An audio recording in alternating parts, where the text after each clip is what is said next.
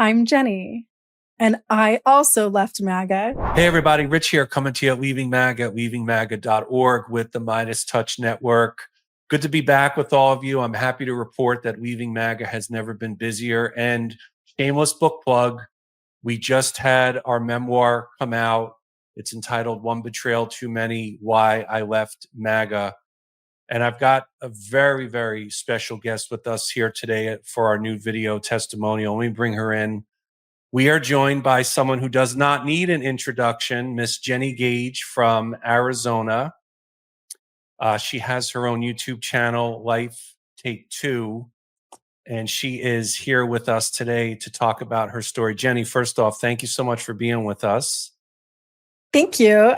Rich, I feel like we're not just associates anymore. I feel like we're friends. We know each other, we know enough about each other, and we're kind of working on the same projects in different states. So I consider you a friend. Yeah, thank you. I appreciate you saying that. I feel the same way. Let's just get right into it here. Please, Jennie, take us through what it was about MAGA that attracted you. How did you get into the movement, and what happened to lead you to MAGA? I had to be part of MAGA because I was already alt-right. And honestly, that's where everything in the alt-right was going at the time was Donald Trump. He stepped in and, about the same time that you were getting into MAGA. Going into that 2016 election, I was already Mormon, trad wife, Christian nationalist, white supremacist, ultra conservative, prepping for the second coming to happen. And just very much as a wife and a mom, worried about the state of the world. I felt like everything was kind of falling apart.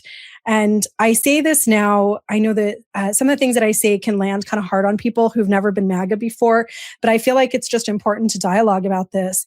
I felt like gay rights and gay marriage specifically, and the increasing numbers of families that were in decline, as evidenced by all of the single moms around me and all of the divorce rates, were really indications that society was crumbling. America was going to hell in a handbasket. And I didn't want that to happen, but I didn't really know, how do you change that other than just Jesus Christ and the gospel, right?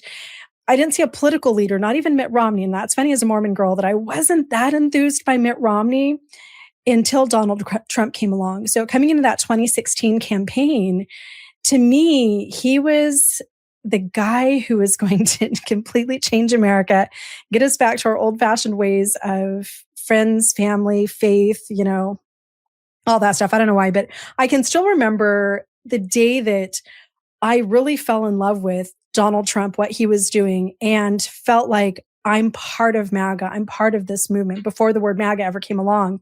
And it was when I think it was a campaign rally. It was some type of speech. I was watching Fox News. I was in my living room. I had just dropped the kids off at school and I was, just going about my trad wife life. And I heard him say for the first time those words, "Make America Great Again."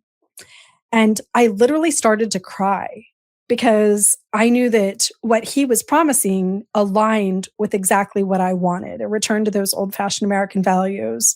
So that's how I hopped on the MAGA train. When those words came out of Donald Trump's mouth, I was sold. Thank you for sharing. So take us through what... It's like a love story, Rich. Yes, I was going to say. And you... We saw each other across the room. Our eyes met. And he promised to make all my dreams come true. I know, it was like a love story where you ran into each other's open arms. And you've done a video before that I think is really well known about your breakup letter to Donald Trump, which we'll get to in a moment. Rich, that breakup letter was just funny. I just did it cathartically for myself. It was one of the most therapeutic things that I've ever done. Well, I had a breakup letter as well, which I wrote on, albeit a little bit different one, but it's one that I wrote on August 30th, 2022, when I publicly renounced my support of Trump and MAGA. And the God's honest truth, Jennie, is I never thought after I wrote it and apologized that anybody would care. And it turned out that people did care. And here we are today talking because people cared about our stories and are leaving MAGA. journeys and odysseys. Rich, that's a really interesting point. And I know that you're trying to segue to another question here. No, but could we go just put a ahead. little pin in this? Because my breakup letter to Donald Trump, my videos that I started doing about leaving MAGA, I didn't realize that anybody cared about that. I genuinely didn't think that those videos were going to get any views. I was doing it for me. It was almost like going through my divorce and just kind of processing and writing in my diary about the man who once was the love of my life, my ex-husband, and now he's a stinky asshole. Those journal entries were just personally cathartic. And everything that I did, that breakup letter that I did for Trump and the videos that I did surrounding it, they were for an audience of one. It was just me. It was a way to process. And I'm still shocked, and I'm sure that sometimes you are too, that so many Americans and people around the world care that people are breaking up with Donald Trump. Yes. But they do. Yeah, they do care. It's been an honor, and I've been humbled at how many people support our work, share our work online, are advocates and proponents for what we do, putting up billboards, making signs at protests. And I remember very well being in MAGA and feeling some similar emotions to what you feel and how you felt, Jennie, about feeling that this was my purpose and my cause. Tell us about what life was like for you in MAGA after Trump is elected. What was it like being this MAGA lady who was so devoted to the movement and to Trump? It's so funny how much of my identity was wrapped up in MAGA, but part of that was I was already a cult baby. I was born and raised in the Mormon church. So I was used to bowing down to these charismatic leaders and, the authority figures being more important in my life than I even was, and real people around me. So definitely like all of these pipelines that led into Donald Trump, my Mormon prepping trad wife, hyper Christian national lifestyle leading me into Trump had definitely already primed me to just step into that new identity. Absolutely 100%. So one thing that's always really embarrassing for me is to post and just even look at myself, even privately in my own bedroom, some of the things that I used to put up on my social media. So I remember Donald Trump after the whole grab him by the pussy thing came out, and I was getting a lot of flack from other friends whenever I had my Trump stuff on my Facebook. And so I wrote this huge, long love letter to Donald Trump when he was still a candidate. And it had this picture that I had gotten online where Donald Trump is dressed like Napoleon. He has this, the beautiful French hat on. And I wrote this love letter about how that history is full of these men who have checkered pasts, who have this brute strength that at times offends people. But sometimes those guys are the ones who achieve the greatest success and create the most freedom for other people. So comparing him to Napoleon, I compared him to Jesus. I compared him, Moses. Moses stuttered and he murdered an Egyptian guy, and he wasn't a good guy, but he freed God's people, led them across the Red Sea. So I was constantly, really what I was doing was I was enmeshing myself with Donald Trump and with other people in MAGA. So during that time, like after Trump was elected, I was almost like waiting for America to finally be magical, right? And I had this feeling of like, I knew who my other friends were that were sympathizers, mostly the people that went to church with me and a lot of my neighbors in Utah and stuff. And I felt like we were all part of this beautiful family that was fighting against the wicked, evil, ignorant people that sided with, the Democrats and the LGBTQ and the single moms and all that. So it definitely did become my identity. Like, Rich, don't you feel like you had this emotional enmeshment with MAGA that unless you're a part of it and unless you've been a cult baby yourself, it's really hard to understand and it's hard to explain. But he wasn't just somebody that I saw on my screen. He wasn't just somebody that I knew was off in the distance in the White House. Like, I felt him. I felt his presence in my heart on a daily basis. And that is so embarrassing to talk about. So anyone watching, if you judge, I'm going to stop telling my stories. So no judging. Yeah, no. What we love about But didn't you feel that? Yeah, what we love about the Midas Touch Network audience is very, very, very minuscule amounts of judging from our viewers. I felt that Trump was this person who was, as an outsider without any government, military, or political experience, was a person who was wanted the job for all the right reasons. And I felt that democracy had failed most people. I thought the two parties were the same. And I looked at Donald Trump as a person who would obliterate the established political order and start anew. And I came to realize after leaving MAGA that it's much easier to tear something down than it is to build it up. Mm.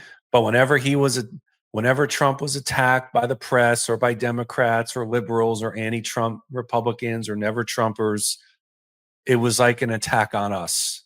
It So was because we identified as part of that family. Like if and somebody had said your mom something to me, your mom, that's how I felt when people attacked Donald Trump, when people attacked other members of his government, when people attacked his policies, his ideas, when they attacked MAGA at large.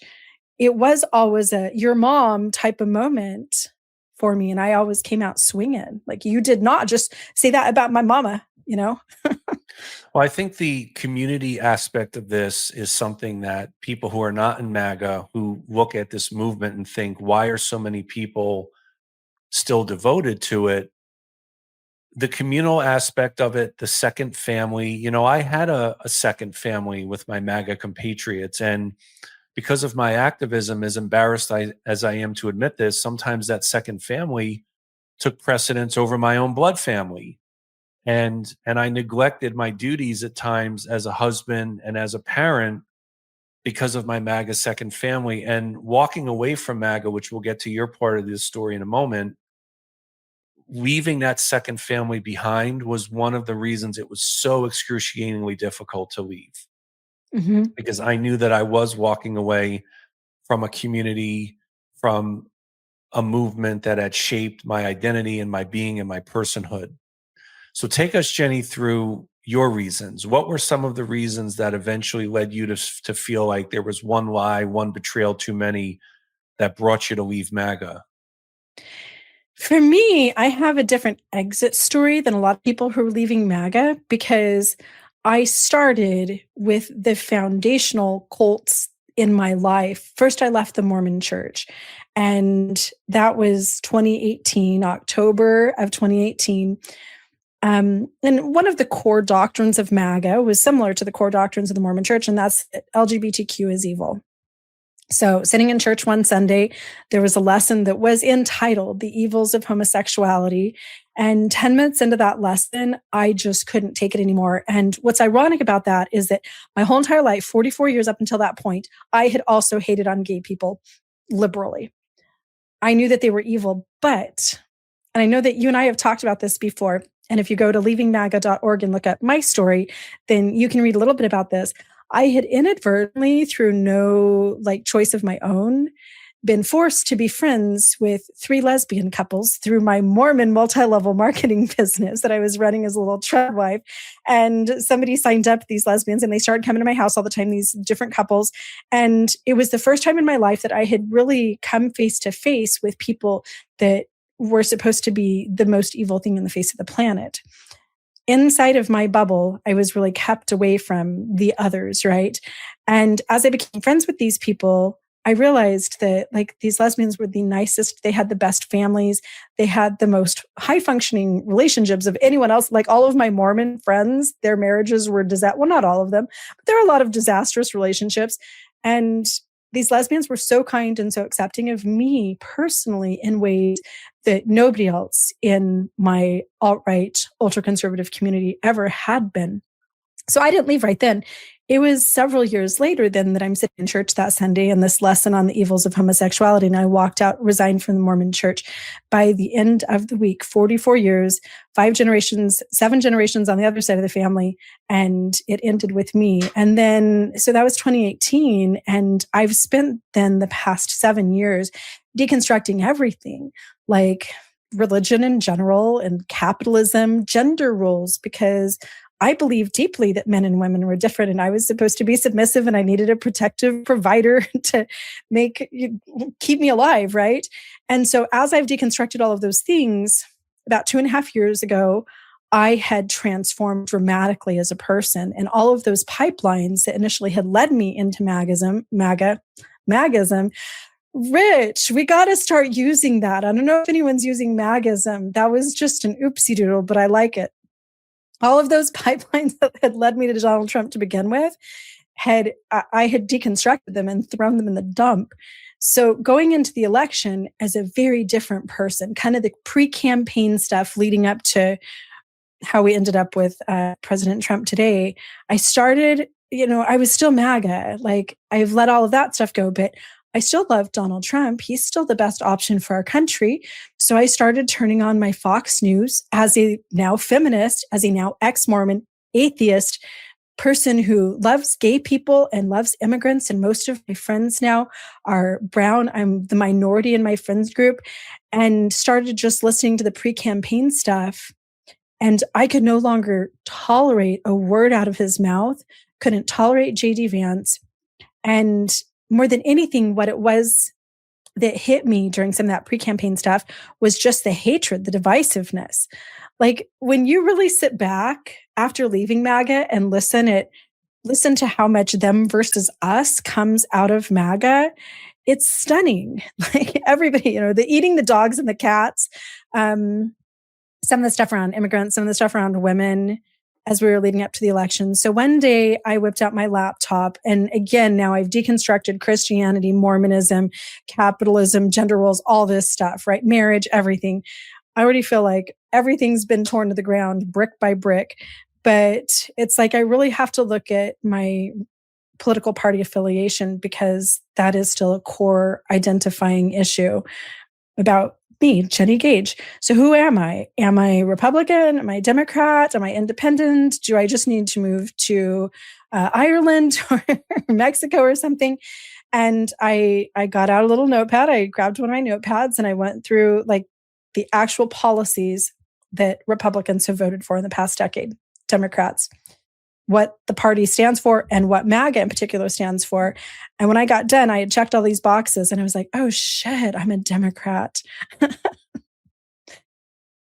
So then I went and registered. I'm like, well, this sucks because I don't love Biden and he's like 99 years old. But that was it. Well, we feature, you mentioned it in one of your comments, we do feature Jennie's story at our website at leavingmaga.org. We also Such an honor. Well, it's an honor to have you on us and associated with us as one of our leaders. And we also feature Jennie's story in our memoir, One Betrayal Too Many, which is just recently out. And I think, Jennie, I want to just publicly thank you for speaking out the way that you do. I want to welcome you to our Leaving MAGA community. I want to welcome you also to the Midas Touch Network community. Tell us where people can find you and your videos. I am primarily on YouTube. I'm Life Take Two. And I also have a Substack. My Substack is free. I write articles and essays and poetry just to kind of share my viewpoints, my shift in ideology. And I dive a little deeper there into escaping domestic violence and some of those factors that were so prevalent in my alt-right community too. So my Substack is called Churchified, which is a word that I made up myself to describe what I felt being inside church. So Churchified, and that's Life Take Two, Churchified. So follow me on YouTube. I have some great people over there too. I know, Rich, you've joined me on my YouTube, and I have a Tuesday night live stream that I always features somebody exciting as well as my own videos. My own crazy ex-MAGA, ex-Mormon, ex-wife life. Yes, very crazy. I can attest to that. We like to conclude all of our videos with a positive affirmation that I'd like for you to join in with me. I like to say that I'm rich and I left MAGA. I'm Jennie, and I also left MAGA so I could start my life. Take two. We're with Jennie Gage from the state of Arizona. Jennie, thank you so much for being with us. Really honored and appreciate you being here. Thank you. This was so exciting to wake up today knowing that I was going to talk to you, Rich. Thank you. Love you. Love Midas. And thank you, everyone, for watching. Hey, everybody. If you like that video, make sure you subscribe and leave a comment down below. Also, be sure to follow us at leavingmaga.org, where you can get information on our brand new memoir entitled One Betrayal Too Many, Why I Left MAGA, which has an endorsement from none other than Ben Meisalis, one of the founders of the Midas Touch Network. As always, thanks for your support. Appreciate you watching. Love this video? Support independent media and unlock exclusive content, ad-free videos, and custom emojis by becoming a paid member of our YouTube channel today. You can also gift memberships to others. Let's keep growing together.